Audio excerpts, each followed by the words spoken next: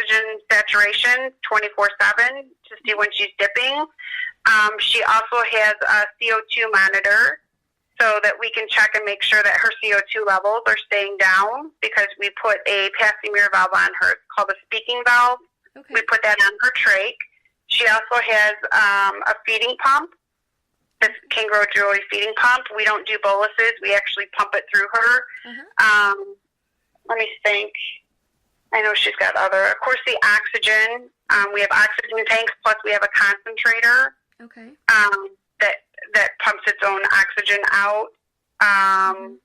We have a nebulizer to give her nebs twice a day. Okay. She's on some prophylactic asthmatic stuff. Okay. I think that's the gist of it. There might be some other machines, but those are the daily uses. Okay. Do you have multiple DME companies, or do you get that all through one company? We are fortunate because of our private insurance. We're able to get it all through the same company. Great.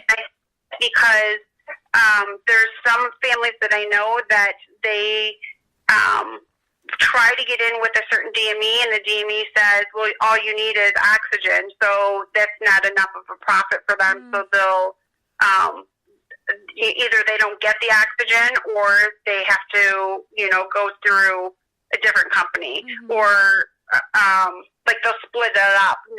One company might not deal with oxygen or any respiratory, but they want to give them the gauze or, all the other supplies, the formula and all that. Okay. So we're very fortunate that we're actually the DME's, our DME's biggest biggest client. Okay.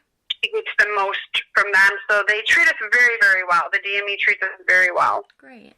Could you tell me a little bit about the communication that you have with your home health care staff during and between visits? So I am in a situation where we have gone through 4 different nursing agencies since our daughter started getting nursing, and they were not taking care of the nurses nor us. In other words, they weren't giving them training. They weren't giving them a lot of the support that the nurses needed, as well as us. There was a lot of fault with the nursing agency, so I actually started my own nursing agency. Okay. Do you want me to speak as it's not my agency, or like in the past, or as it is now? If you could tell us about both, that would be great. Okay. So the previous agencies, the communication was very weak at best. That was one of the problems. They are only regulated to come every 60 days to do a nursing supervisory visit. And we've had nursing agencies come in, and typically when they come, they're regulated to check the plan of care, to check the MAR, that's medication administration record. They're to check and make sure, see like what appointments are coming up, what appointments she had. They're supposed to check the cleaning schedule. They're supposed to test and train the nurse on shift as well as the family. They're supposed to give some educational pieces. There's a lot of things that they were supposed to do. They're supposed to check her stats, listen to her lungs, sit down. It's a good hour, maybe 2 hours visit that they're supposed to have every 60 days.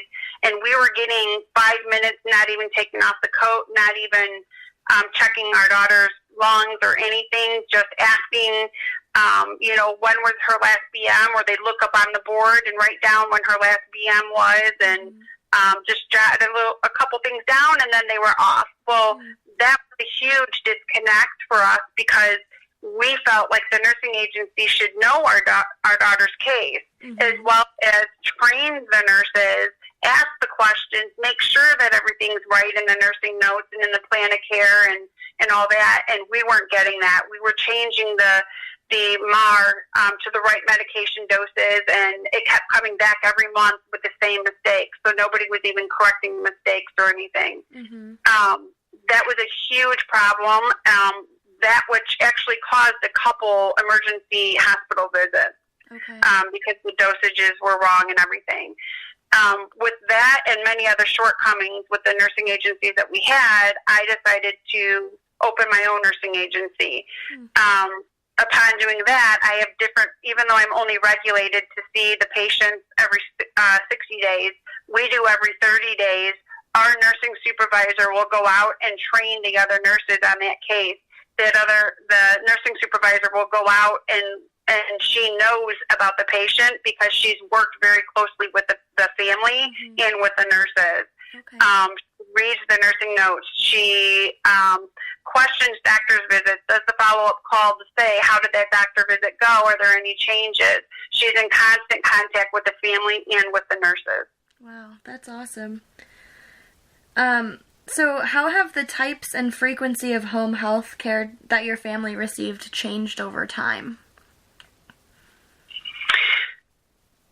Can you repeat one more time? I just want to make sure I answer it right. Yeah, no worries. So, I just asked, how have the types and frequency of the home health care changed over time? So you talked about how earlier you started with hospice care, and then after the surgery, she was able to access nursing. So that's one change. Are there any other ways that your care has changed over time, your in-home care? Well, I would say that the longer that we were in the situation where I was learning more about our daughter's strengths and weaknesses, the more I learned about the different things that we could do. It's just talking with other families and figuring out what worked for them and trialing it for our daughter. We actually stepped in and advocated more. And we also expected more from the nursing agency. So when we first started in with nursing agencies, I think I told you that we were just kind of thrown into it and not given any explanation. Now I know so much about how a nursing agency is supposed to be set up and what the family needs. I can see from a family point of view that I started my own nursing agency. So I've grown from just begging for somebody to help and then just taking anything that they send us, no matter how brief of a moment they're there, 1 hour a week or whatever. We went from that to now fast forward almost 9 years later, and I know what to expect from the medical professionals that are helping us. I know, it's very clear to everybody now that it's family-centered, both the physicians and the home health. It's family-centered now. So you're coming in as a part of a team to help with our daughter versus us telling you what to do or you telling us what to do. Now we work together, and it runs much, much better with everybody on the same page, everybody talking. So I would say as we've been educated more, we've been able to pull the nurses with us and educate them more as well. Okay. Great. So that sounds like you were talking a lot about the quality of home health care and how that's changed. What about like the actual home health services? Have those changed at all? So like I said, you went from hospice to not hospice. Did you ever have any like big changes in the types of care, or has she had kind of similar types of care the whole time? So there's been different things that have happened with her. So she started out with a diagnosis called trisomy 18, and we were not given any hope. We were not. We were just sent, home and told this is it. She's not going to be living long enough anyways. You don't need any services. From that, we went to, at 4 months old, she had open heart surgery. She had a cardiac arrest, and she passed away for 32 minutes.